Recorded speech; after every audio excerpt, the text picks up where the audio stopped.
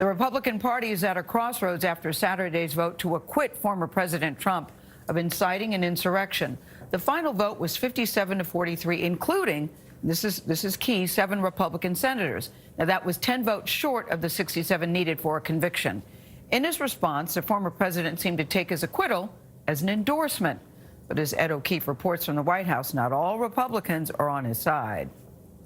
Top Republicans can't agree on what's next for the GOP. We need to unite the party. Trump plus is the way back in 2022. We've got to move on from the cult of Donald Trump and return to the basic principles that the party's always stood for. The former president's influence on the party was evident Saturday as the Senate voted to acquit him. Donald John Trump, former president of the United States, is not guilty as charged in the article of impeachment. Democrats said it wasn't the strength of the case that left impeachment managers short of the 67 votes needed to convict. We didn't need more witnesses. We needed more senators with spines. Compared to the first impeachment trial, the 57-43 vote was a big shift and the most bipartisan vote to convict in impeachment trial history. But still, only 7 Republicans joined all Democrats. Among them, only one, Alaska's Lisa Murkowski, is running for re-election next year. And on Saturday, the Louisiana Republican Party's executive committee censured Senator Bill Cassidy in a unanimous vote.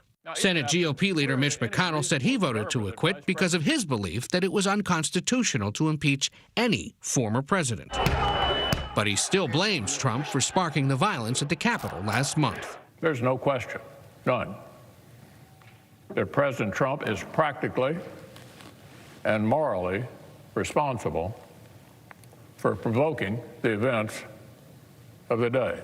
With governors and congressional elections more than a year away, some party leaders, like Stephen Bolton, head of the Chicago GOP, believe the rebuilding will begin well beyond Washington. The Republican Party is going to start to turn more local, go back to a core Republican message, which is peace in our streets, prosperity in our homes, and liberty in our lives. But that there are still things to learn from the former president. The populist pulse, if you will, that he rode into the White House didn't start with him. It's still there. It was there before he ran for president, and it's still there now, and it will continue to be there. I think the important thing to do is to concentrate on what President Trump stood for as far as American policies, and try to get away from just the man.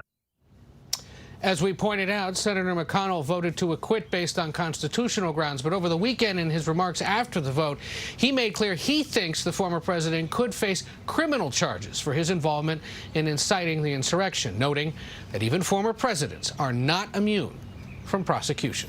Tony? Yeah, he still voted no on that technicality. Ed, thank you very much.